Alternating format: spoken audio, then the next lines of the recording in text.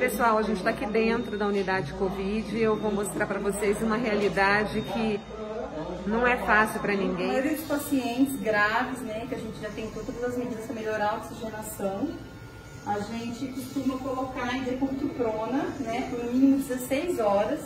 Ele foi pronado às 5h30 da manhã, tá? Os pacientes melhoram a oxigenação com essa medida.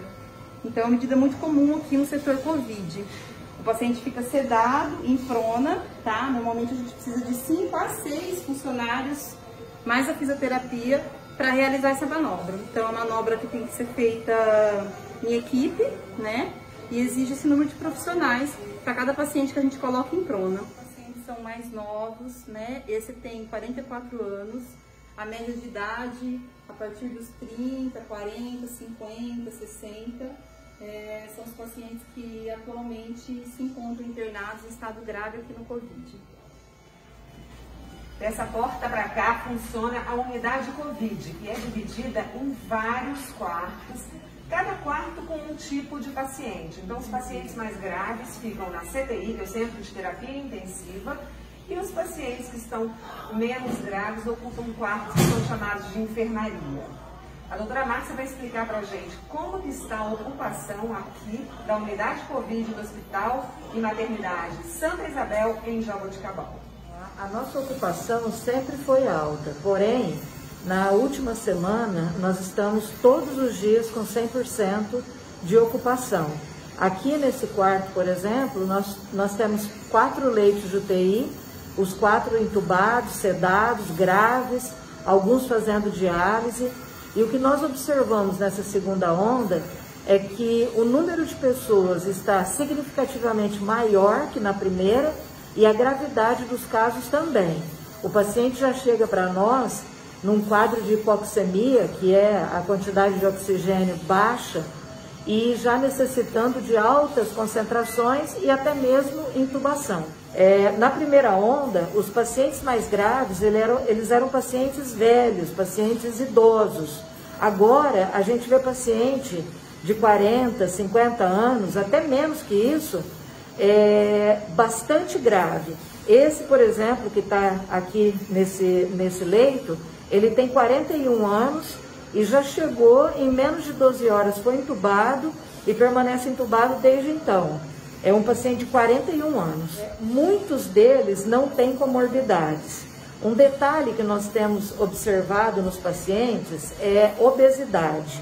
A obesidade, mesmo sendo jovem ou idoso, é um fator importante de comorbidade. Agora, nós estamos tendo muito paciente cuja única comorbidade é a obesidade. O resto não tem nada, não são hipertensos, não são diabéticos e são jovens. O cansaço da gente, né, o meu cansaço maior é esse negócio do povo achar que é brincadeira, mas não é brincadeira, gente. Isso é sério. Então, se você estiver aqui no centro, você vai só se for necessário. Se não for necessário, fique em casa, use máscara, aonde você for, vai de máscara. Não adianta se ignorar com o povo do estabelecimento, porque eles estão corretamente, entendeu? Porque isso daqui não é brincadeira, isso daqui é sério, entendeu? Hoje está morrendo muitos jovens, muita gente jovem de 33, 35, 45 anos, até 50 anos, entendeu? Então está sendo sério mesmo. Então o nosso cansaço maior está sendo nisso. Fique em casa, só sai se necessário e use máscara. Lá no início da doença, eu sentia que a população ela estava mais amedrontada e mais cuidadosa. Conforme o tempo foi passando, e principalmente com a diminuição da primeira onda, as pessoas começaram a sair mais, começaram a se aglomerar, começaram a achar que a doença não existia e pararam de fazer os cuidados que foram orientados a fazer. Bom, a nossa rotina para entubar o paciente é a seguinte: nós temos algumas tentativas de oferecer oxigênio ao paciente antes da intubação. Se todas essas tentativas falharem, a gente tem que entubar o paciente numa situação eletiva. O que é isso? Nós temos que entubá-lo de uma forma tranquila para não colocar em risco nem a vida dele e nem a contaminação da equipe. Então, nós não podemos deixar esse paciente entrar em exaustão. a gente tem que intubar num momento que ele ainda tem uma reserva respiratória e que a gente pode fazer o procedimento de uma forma tranquila. Então, quando acontece isso, nós comunicamos ao paciente que ele vai ser intubado.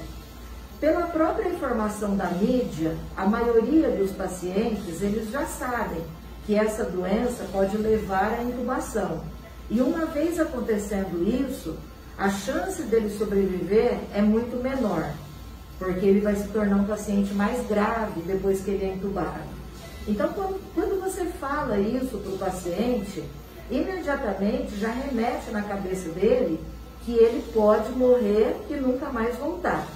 E a maioria deles falam exatamente isso para a gente. Se ele vai sobreviver, se ele vai novamente ver a família, se ele vai ver a luz do dia de novo. Muitos falam isso. Então, o que a gente faz? A gente chama o serviço social, eles fazem uma chamada de vídeo com os familiares, a gente deixa o paciente conversar com o familiar e depois a gente procede à intubação. Já aconteceram casos de a pessoa pedir, chorar, implorar que alguém da família venha. A gente se sensibiliza, nós somos humanos, e a gente deixa alguém da família atrás, geralmente a pessoa que o paciente pediu, e a gente vê uma cena horrível, porque é uma cena que é uma despedida. Naquele momento, nem o familiar, nem o paciente, nem nós sabemos o que vai acontecer. A gente vai intubar o paciente, vai oferecer o suporte ventilatório, mas realmente a gente não sabe se esse paciente vai sobreviver. Então já aconteceram muitos casos da gente fazer todo esse processo, intubar o paciente, sedar, colocar um bloqueio muscular, sair do quarto e chorar. Nós, a enfermagem, às vezes alguém que pode estar do lado do paciente consciente. Então, o que eu estou colocando para vocês é uma coisa real, é o que acontece no nosso dia a dia. O vírus é real, a intubação é real, o sofrimento é real, a morte é real. Nós precisamos considerar isso no nosso dia a dia. A sociedade tem que se sensibilizar e entender que isso está acontecendo todos os dias.